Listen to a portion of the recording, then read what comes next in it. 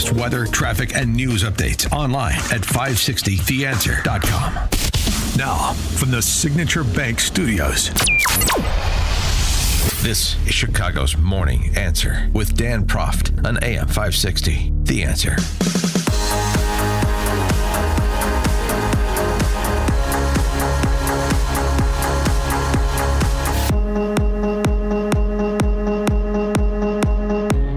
Top of the morning, Dan Proft here. The question of whether or not we're inching towards a peace deal in the Middle East between essentially Israel and Hamas as it pertains to Gaza. Both Trump and J.D. Vance were cautiously optimistic, which is the right posture, I think.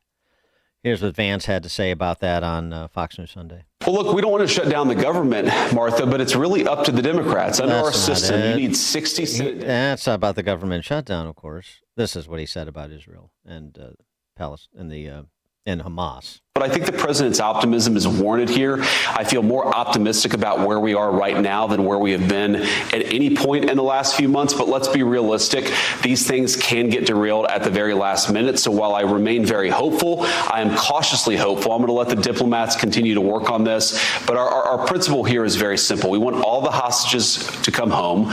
We want Hamas to no longer be a terror threat to the state of Israel. And we also want to bring the humanitarian aid in Gaza for the many innocent people who are caught up in the conflict. So I think we're close to accomplishing all three of those objectives. Yeah.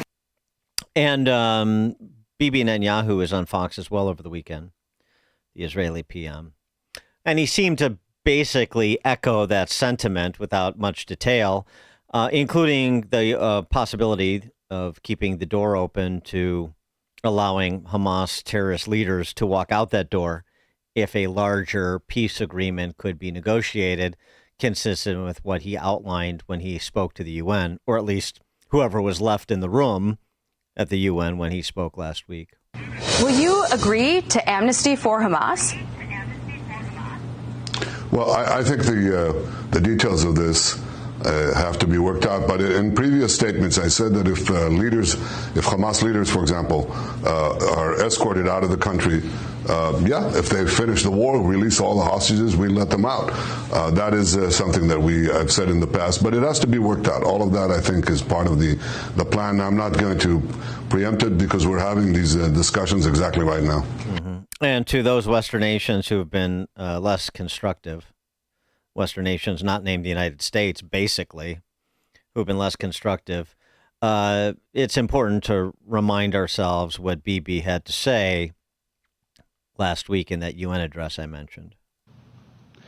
You know what message the leaders who recognize the Palestinian state this week sent to the Palestinians? It's a very clear message. Murdering Jews pays off. Well, I have a message for these leaders. When the most savage terrorists on earth are effusively praising your decision, you didn't do something right. You did something wrong, horribly wrong. Your disgraceful decision will encourage terrorism against Jews and against innocent people everywhere. It will be a mark of shame on all of you. But wait a minute, Mr. Prime Minister, they tell me.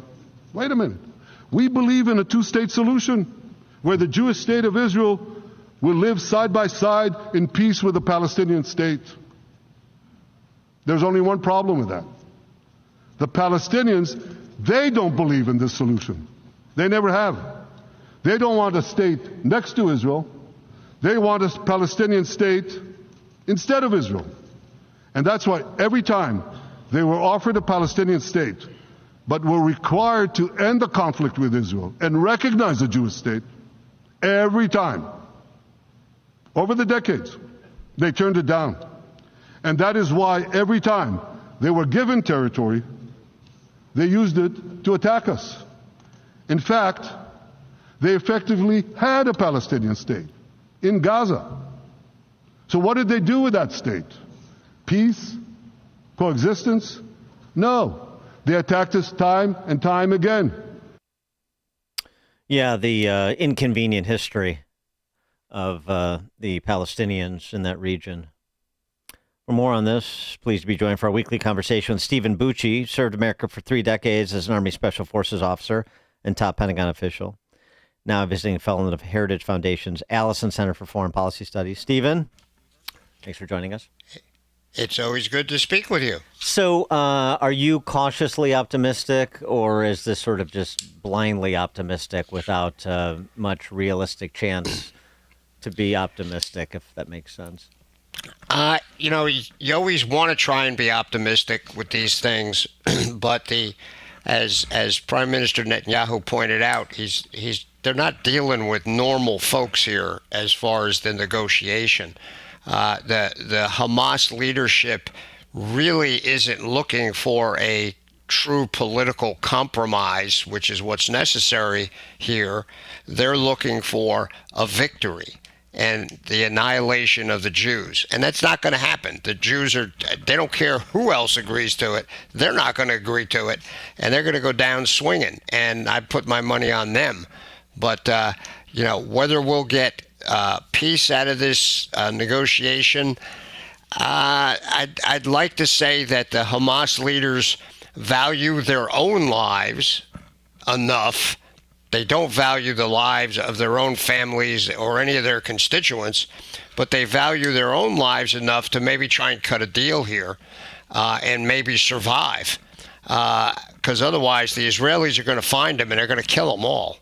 And a reasonable person would understand why they're pursuing that. Apparently there's not too many reasonable leaders in the Western democracies. Qatar. Just Qatar's role in all this again. There was a story over the weekend that an American citizen that had been held in Afghanistan for nearly a year has been released following months of quiet negotiations led by Qatar.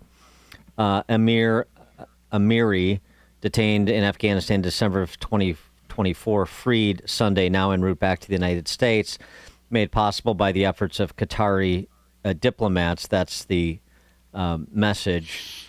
How do we understand Qatar? Because you get very conflicted descriptions. On the one hand, they are acting as a go-between with respect to helping get Americans in captivity freed, like this example in Afghanistan, like with respect to hostages held by Hamas. On the other hand, they are a safe haven for Hamas and have been for a long time.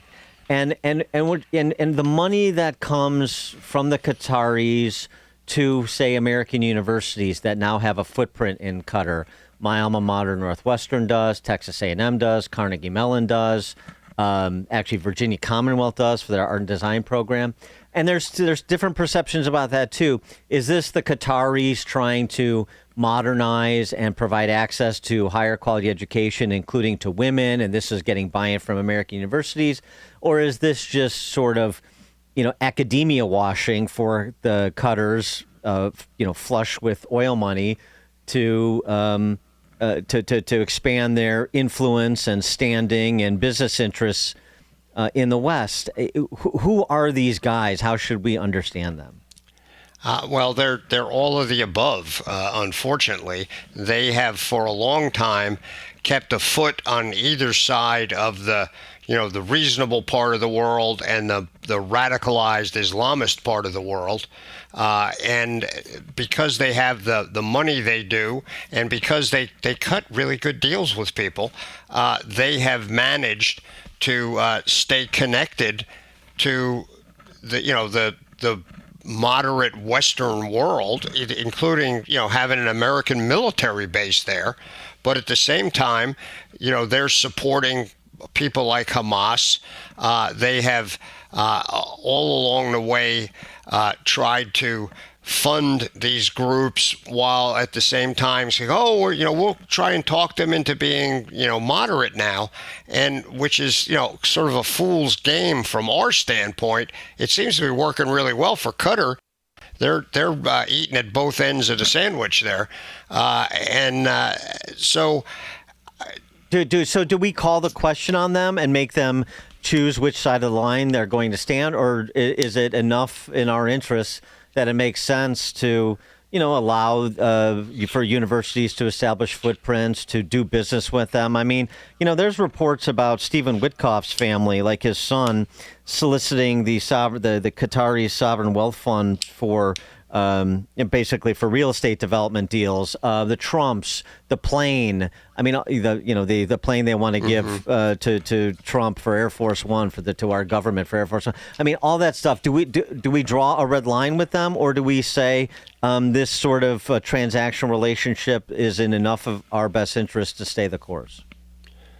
We have not as yet drawn a red line like that, and not just the Trump administration, Biden's administration, Obama's administration, even back to George W. Bush. The Qataris helped us during the global war on terror in a lot of ways, but at the same time, they were playing fast and loose with the bad guys at the same time. They were working with the Taliban to negotiate. Say, these Taliban guys can come over here and live, but then they sent them all home eventually to rejoin the fight when we were still in Afghanistan. Everybody seems to think we're getting enough out of it to tolerate this. It's kind of like what we did with the Pakistanis early on. They helped us with fighting the Russians when Russia went into Afghanistan. Right. But at the same time, large parts of their government, including their entire intelligence service, was totally in bed with the Taliban and stayed that way all the way through the fight there. So there's a lot of these players with two faces that are out there that are sort of ally-like, but at the other hand, you got to keep your eye on them because they're doing stuff, playing footsie with the bad guys. Right now, no one has reached the conclusion that enough's enough, shut this down, stop working with them. But if I think Qatar, in this case, would be wise to lean a little more towards actually accomplishing something rather than keeping this conflict going because it's not helping anybody. So this surprise gathering of top generals and admirals this week that Secretary of War Pete Hegseth has convened or is going to convene, and Trump said he plans to attend. What's that all about? Well, at first we didn't have any idea. We were hoping it wasn't going to be, the night of the long knives and we're suddenly going to have a bunch of disappeared generals. But it doesn't appear that's what's happening. It seems to be some sort of that, they're bringing them all together to look them all in the eye and make sure everybody knows the president's view and Hegseth's view and how they're going to do business going forward. I think the risk you run is normally the big pachyderms, the senior 4-stars who are out there, they get together on a pretty regular basis with the National Command Authority folks. And that is literally, like a senior meeting. When you bring every 1-star and above in, it's kind of like a football stadium. And I'm not sure they're going to be able to get the tone right to motivate the junior flag and general officers and keep the attention of the big guys who have a very different view of the world and a different role in the world. I think it would have probably been better to do maybe 2 or 3 meetings for the different levels so that you could tailor the message. Because what you say to a 1-star is not going to resonate with a 4-star and vice versa. Wait, why is that? Explain that in more detail. Well, because, the 4-stars are the senior strategic leaders. They're older, just in real terms. They're in some cases 10 to 12, maybe 15 years older than those 1-stars. Much more experienced, much more attuned to the combination of all the elements of power, the military element, the diplomatic element, the informational element, economic element, all those things, whereas the 1 and 2 stars are really, they're your actual war fighters. They're the ones leading the kind of units that are going to go out and shoot things. So they have a very different perspective. And is this sort of, meeting of the whole, is this a reaction to a feeling like there's some internal dissension or squawking going on that they're trying to squelch?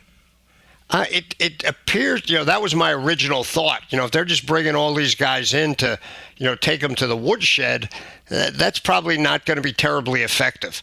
But if this really is bring them in, do the, direct communication of the, what we call in the military, the commander's intent, on a strategic level, it's more like a pep talk, but with some substance to it, obviously. And again, that's not a bad idea, but I'm not sure doing it with this diverse a group is really going to be as effective as everybody thinks. Do you expect like there will be some explanation of recent pivots? For example, Trump's posture towards Russia in the effort to negotiate peace in Eastern Europe, with that ratcheting up, and J.D. Vance saying over the weekend that that it's possible that the president will choose to send Ukraine Tomahawk missiles, and that was after Trump suggested last week that if Putin enters NATO airspace, Putin drones or flights enter NATO airspace, they should be shot down. I do think that kind of stuff will be discussed. Yeah, I think this is laying down the president and the SecDef strategic view of the world today. So doing that in person, how open everybody's going to be to ask questions and to try and get additional explanation, we'll see. Again, a smaller set of meetings might have been more effective than one with, hundreds of people. Yeah. This is going to be a big group, and that the bigger the group, the less effective it is sometimes as far as communication, because you really can't ask questions, you can't get the greater elaboration you might need. But I think that sort of strategic communication is what's going to happen in this. This is not like you guys are all screwing up and watch out or you're all going to get fired. I do not believe it's going to be anything like that. What about any potential coming pivot with respect to China? And I ask the question because of two items over the weekend. One is an op-ed from Seth Jones, who's a think tanker, that argues the U.S. is losing its deterrence capacity in the Indo-Pacific.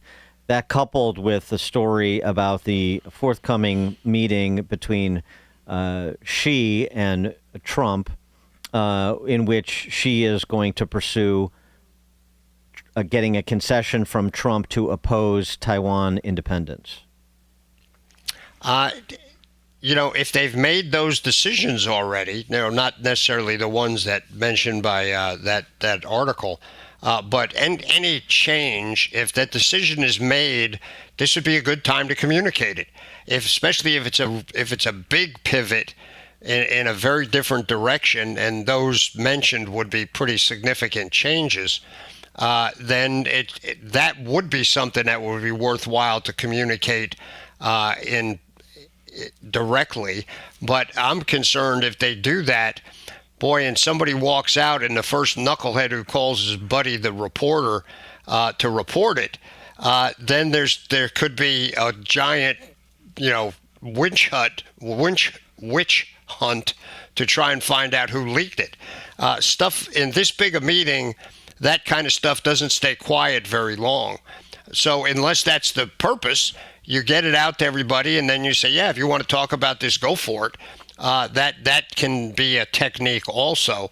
We'll have to see what gets leaked after the meeting to determine whether this was a good idea or a bad one. Just surveying the landscape across the globe, is there any area where you think the Trump administration should be contemplating a major strategic pivot? It's people always say that. I do think America can still, even though we're much more resource constrained than we have been in the past, I do think we can do more than one thing at a time. I think we have to do more than one thing at a time. So saying, okay, now we're going to focus on China. Well, we've been focused on China for a long time.